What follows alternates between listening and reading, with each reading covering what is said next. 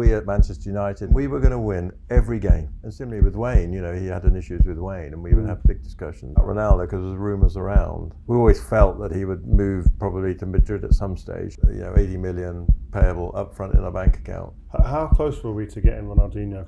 I didn't get a good vibe. If Barca hadn't been there, we'd have got them. Dave Brailsford was doing an audit at the moment with Jean-Claude Blanc. Brailsford has shown, albeit in slightly different sports, you know, that he's a winner as well. Mr Woodward.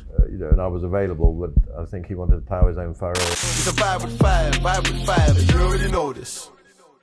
Your exit out of the club.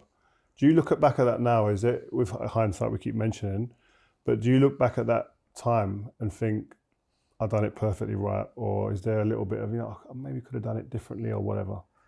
No, I think the timing was right, because I think I've been in it 10 years.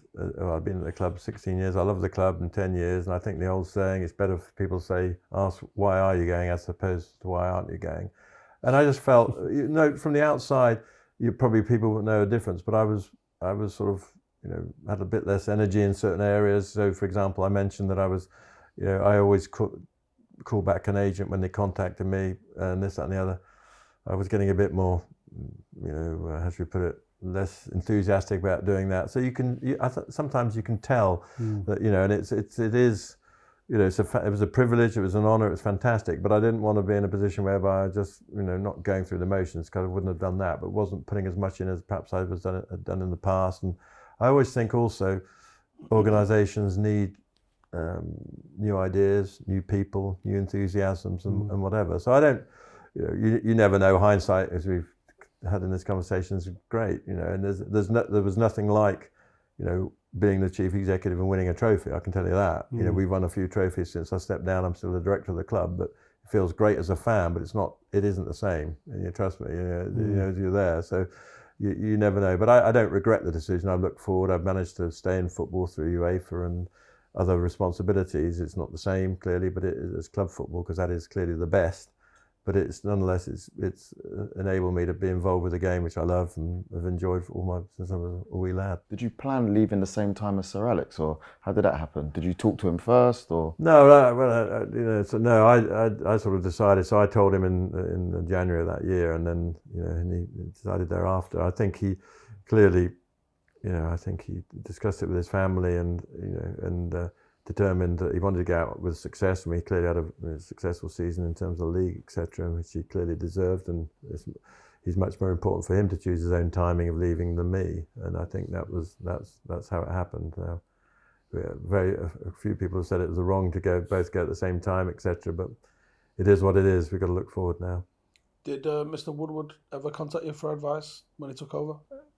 Not a lot. But occasionally I was there for him, and I was conscious, because it's quite different. You know, normally a CEO, you know, finishes at the company and you know, moves on. The family wanted, the Glazers said, keep me as a director, because I was still involved. I got my UEFA role there, and I was still involved with the FA at the time. So yeah, Ed did, but again, I think I wouldn't, you know, and I was available, but I think he wanted to plough his own furrow, and also, how should we put it?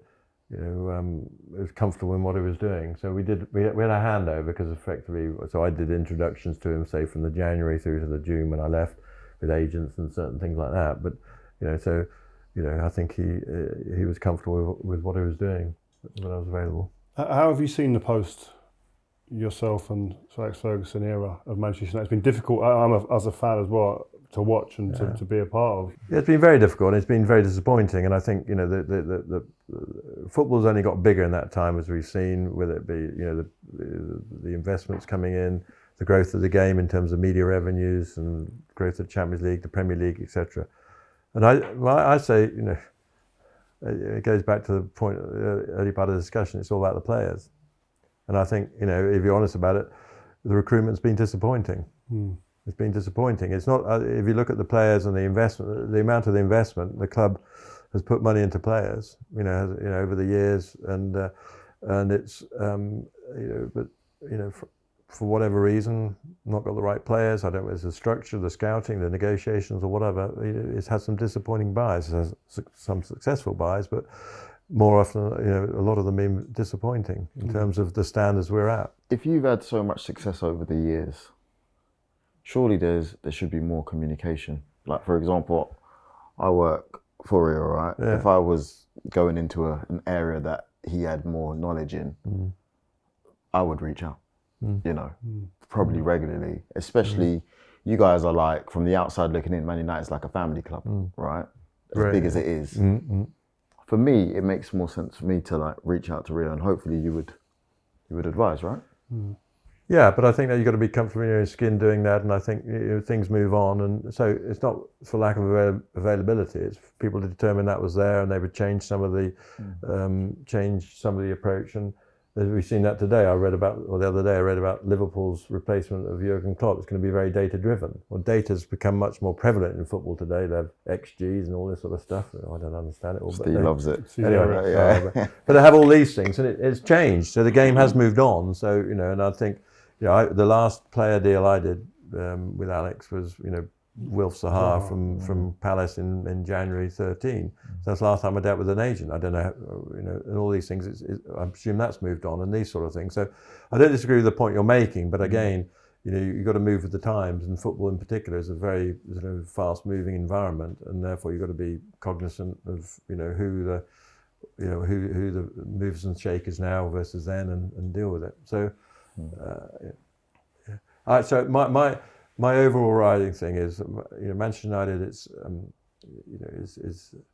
as I say, it's been a disappointing 10 years. Let's be honest. In terms of achievement, particularly with the teams who've done well at our cost. But it's not a lack of investment. I think looking at the quality of that investment, and it goes back to the some of it. I think is around the type of player, we bought.